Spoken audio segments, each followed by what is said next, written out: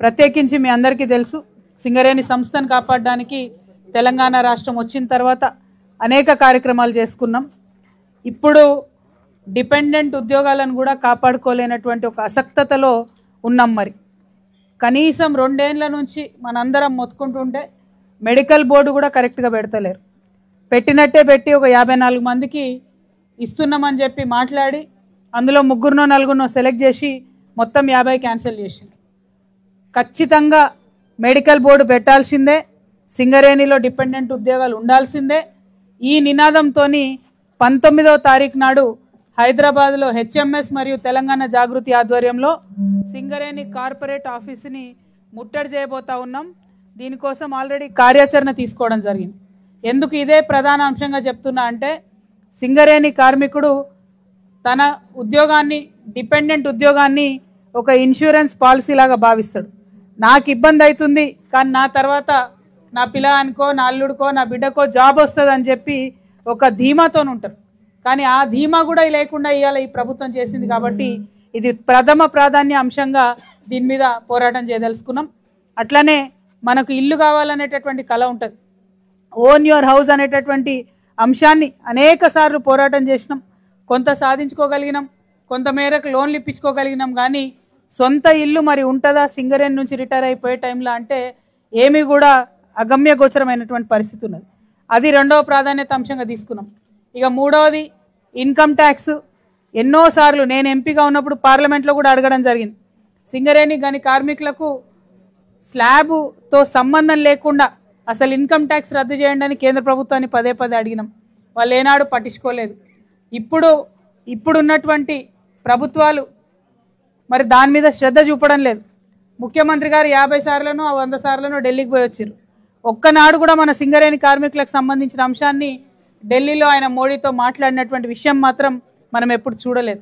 కాబట్టి ఇవాళ మీ అందరిని నేను రిక్వెస్ట్ చేసేది ఒకటే, మీ పక్షాన నిలబడి పోరాటం చేసేటటువంటి కార్మిక సంఘాలకు హెచ్ఎంఎస్ కావచ్చు, తెలంగాణ జాగృతి కావచ్చు, మాకు అండగా ఉండమని మిమ్మల్ని కోరడానికి ఇక్కడికి రావడం జరిగింది. పెద్దలు కేసీఆర్ గారు అనేక మార్పులు తీసుకొచ్చిండ్రు. వాటితోని మనం కొంత ప్రయత్నం చేసినాం, కొంత శ్రమపడ్డాం, కొంతమందికి ఉద్యోగాలు ఇచ్చుకోగలిగినాం. కానీ అది కంటిన్యూ కావాలంటే ఇవాళ తెలంగాణ బొగ్గు గని కార్మిక సంఘం మరి ఇంటర్నల్గా వాళ్ళు కొట్లాడుకోవడం సరిపోతుంది. కానీ కార్మికుల గురించి అడగనటువంటి పరిస్థితి కనబడతా ఉన్నది. మరి ఇవాళ టీబీజీ కేసు అడుగుతలేదు. ఎవరు అడగాలి? హెచ్ఎంఎస్ అడుగుతున్నది, తెలంగాణ జాగృతి అడుగుతున్నది. కాబట్టి కార్మికులను మాకు అండగా నిలబడమని చెప్పి మేము రిక్వెస్ట్ చేస్తూ ఉన్నాం. అదేవిధంగా కొత్త బొగ్గు బ్లాకులు మరి సింగరేణికి అలాట్ చేయాలని చెప్పి అనేక సార్లు కోలినాం. కానీ కేంద్రం మొత్తం తెలంగాణలో ఉన్న బొగ్గు బ్లాకులను కూడా జాతీయ స్థాయిలో లిస్టులో పెట్టి మీరు కూడా వేలం పాటలో పాల్గొనండి అని చెప్పి చెప్తా ఉన్నారు. వస్తే వస్తుంది, లేకపోతే లేదు సింగరేణికి అని చెప్తా ఉన్నారు. దానివల్ల నష్టం ఎవరికి జరుగుతుంది? తెలంగాణ బిడ్డలకు జరుగుతుంది. మన దగ్గర ఉన్న సింగరేణి, మన తల్లి గర్భంలో ఉన్న సింగరేణి, దీని మీద ఇంకొకరికి హక్కు ఇచ్చినట్టు అవుతుంది. ఎట్టి పరిస్థితుల్లో బొగ్గు బ్లాక్ వేలానికి ఒప్పుకునేదే లేదు. దానికోసం కూడా పోరాటం చేస్తామని ఈ సందర్భంగా తెలియజేస్తున్నాం.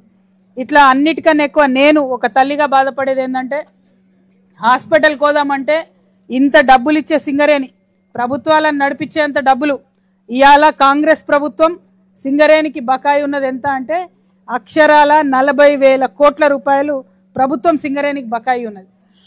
మరొక ప్రభుత్వాన్ని నడిపించగలిగే సంస్థ మనకు హాస్పిటల్కి పోదామంటే, మన తల్లిదండ్రులను హాస్పిటల్ తీసుకుపోదామంటే పేరుకైతే ఏరియా హాస్పిటల్ ఉన్నాయి, కానీ అక్కడికి పోయి చూపిద్దామంటే డాక్టర్ లేడు, డాక్టర్ ఉంటే ఎక్విప్మెంట్ లేదు. అటువంటి పరిస్థితి ఉన్నది.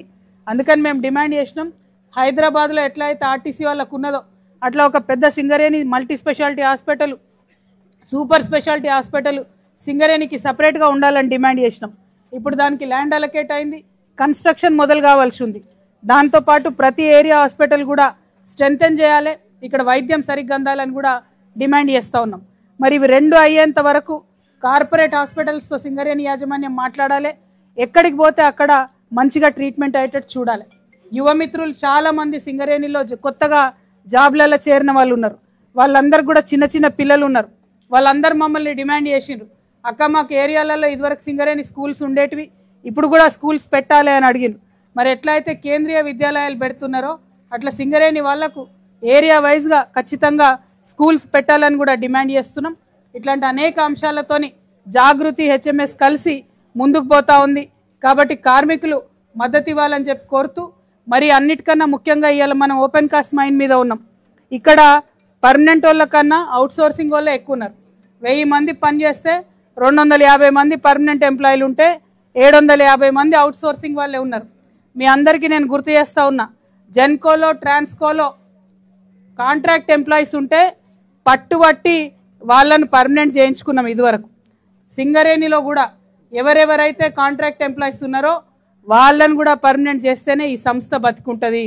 మొన్ననే సింగరేణి యాజమాన్యం ఏం చేసింది, మీకు 5,000 రూపాయలు బోనస్ కింద ప్రకటించింది. 30,000 మంది కార్మికులు, అంతేనా సార్ బోనస్ అంటే? సంస్థ ఒప్పుకున్నది 5,500, 30,000 మందికి బోనస్ ఇచ్చింది. అంటే సింగరేణి యాజమాన్యం డైరెక్ట్గా ఒప్పుకున్నది వీళ్ళని పర్మనెంటే, వీళ్ళు మా వాళ్ళే స్టాఫ్ అని. కాబట్టి వాళ్ళకి ఏదైతే వేజ్ బోర్డు జీతాలు ఉన్నాయో అవి అప్లై చేయాలి. ఇవాళ కాంట్రాక్ట్ ఎంప్లాయీ, ఇంతకుముందే అన్నని మాట్లాడినా, ఎంత ఇస్తున్నారు అన్న జీతం అంటే 470 రూపాయలు అన్నారు. కానీ వేజ్ బోర్డు ప్రకారం, లేబర్ చట్టాల ప్రకారం 1,200 రూపాయలు రావాలి. 1,200 రావాల్సిన వాళ్ళకు 470 రూపాయలు ఇస్తున్నారు. అదే మనం పర్మనెంట్ అయితే 1,200 రూపాయలు చొప్పున మనకు వచ్చేటటువంటి అవకాశం ఉంటుంది. కాబట్టి దానికోసం ప్రయత్నం చేస్తాం. ఇట్లా 1, 2 కాదు, అనేక అంశాలు ఉన్నాయి. ఈ అంశాలన్నిటితోని మీ వెంట నిలబడి నడుస్తామని చెప్పి మీ అందరికి కూడా తెలియజేస్తూ, మళ్ళొకసారి బాయిలకు దిగే ముందు మైసమ్మని మొక్కుకొని దిగే ఆచారం మనది. బండెక్కితే దిగేదాకా సేఫ్టీ ఉంటుందో లేదో తెలియని ఉద్యోగం మనది. కాబట్టి మీ ఆడబిడ్డగా, మీ సోదరిగా మీరందరూ ఆరోగ్యంగా ఉండాలి, జాగ్రత్తగా ఉండాలి, సేఫ్గా మీ వర్క్కి పోయి రావాలని కోరుతూ మీ అందరి దగ్గర సెలవు తీసుకుంటున్నా.